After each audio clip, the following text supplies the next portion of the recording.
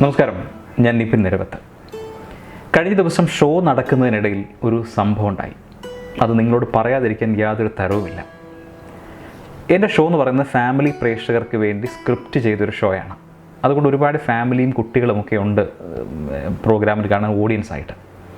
Show തുടങ്ങി കയ്യടിയും ചിരിയും ഒക്കെ ആയിട്ട് അങ്ങനെ രസമായിട്ട് മുന്നോട്ട് പോവുകയാണ്. ഞാനും അത് എൻജോയ് ചെയ്താണ് ചെയ്യുന്നത്. ഷോയുടെ ഒരു 45-ാമത്തെ മിനിറ്റിൽ ഒരു എഫക്റ്റ് കാണിക്കാനായിട്ട് ഞാൻ ഒരാളെ വേദിയിലേക്ക് ക്ഷണിച്ചു. ഒരു പയ്യനാണ് ഓടി വന്നത്. ഞാൻ ഇയാളെ കണ്ടപ്പോൾ തന്നെ ആളുടെ മുഖത്തൊരു പ്രത്യേകതയുണ്ട്. ഞാൻ ആളെ തിരിച്ചു വിട്ടാലോ, കാരണം എനിക്ക് പറ്റിയൊരു സബ്ജക്റ്റ് അല്ല എന്നുള്ളൊരു തോട്ട് എൻ്റെ മനസ്സിൽ വന്നു. എൻ്റെ മനസ്സ് പറഞ്ഞത് ആളെ തിരിച്ചു വിടുന്നതാണ്. പക്ഷേ എൻ്റെ ഷോയ്ക്ക് സന്തോഷത്തോടെ സ്റ്റേജിലേക്ക് കയറി വന്നതല്ലേ എന്ന് ഓർത്തിട്ട് ഈ എഫക്റ്റിൻ്റെ ആദ്യ സ്റ്റെപ്പായിട്ടുള്ള കണ്ടീഷനിങ് ഒക്കെ ഇങ്ങനെ പതിയെ ചെയ്തുകൊണ്ടിരിക്കുകയാണ്. പക്ഷെ ഒരു കാര്യം സംഭവിച്ചു. ആൾ പെട്ടെന്ന് സ്റ്റേജിൽ മൂത്രമൊഴിച്ചു. ഞാനും പ്രേക്ഷകനും സ്തബ്ധരായി നിന്നു. ചിലരങ്ങൾ ചിരിക്കാൻ തുടങ്ങി, ചിലർ കൂവാൻ തുടങ്ങി, ചിലർ പിറുപിറുക്കാൻ തുടങ്ങി. അപ്പോഴേക്കും ആ പയ്യൻ്റെ അമ്മയും അച്ഛനും സ്റ്റേജിൽ കയറി ഓടി വന്ന് അവനെ പിടിച്ചെടുത്തുകൊണ്ട് പുറത്തേക്ക് പോയി. ഒരു 20-25% മെൻ്റലി റിട്ടയർഡായ ഒരു കുട്ടിയായിരുന്നത്.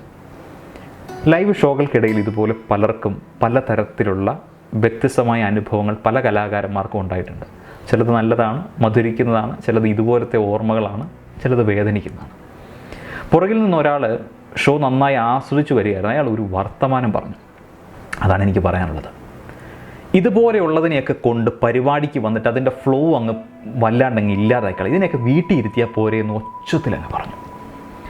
ഭാഗ്യത്തിന് അവരാ കുഞ്ഞിനെ കൊണ്ട് പുറത്തു പോയത് കൊണ്ട് അവർ കേട്ടിട്ടില്ലെന്നാണ് ഞാൻ ഇതുവരെ വിശ്വസിക്കുന്നത്. എന്തായാലും ഷോ തുടർന്നു. ഷോയുടെ ക്ലൈമാക്സ് വീഡിയോ പ്ലേ ചെയ്യാനായിട്ട് 2 മണിക്കൂർ സമയമുണ്ട്.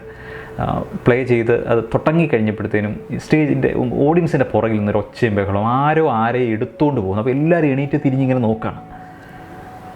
ഷോയിൽ വീണ്ടും ചെറിയൊരു തടസ്സം നേരിട്ടു. പക്ഷേ ഷോ നല്ല രീതിയിൽ കണ്ടിന്യൂ ചെയ്തു. അത് നല്ല രീതിയിൽ അത് എൻഡായി.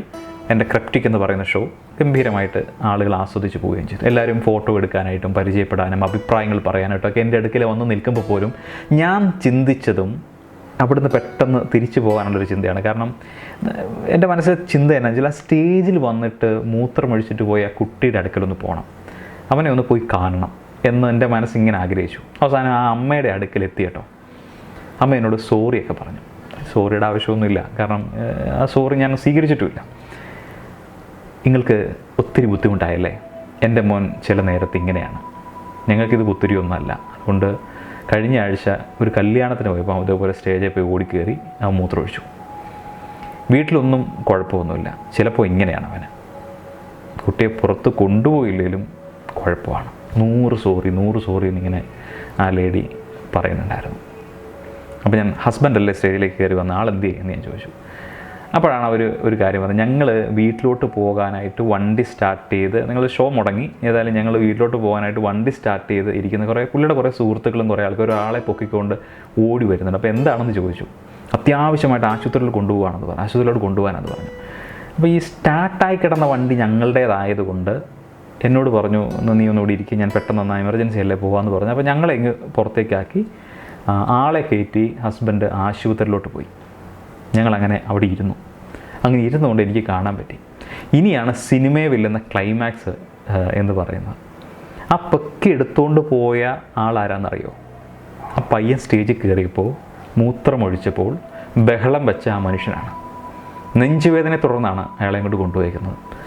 കാർഡിയാക് അറസ്റ്റ് ആയിരുന്നു എന്നാണ് ഞാൻ കേട്ടത്. ആൾ ജീവനോടെയൊക്കെ ഉണ്ട്, കുഴപ്പമൊന്നുമില്ല. എന്താ അല്ലേ?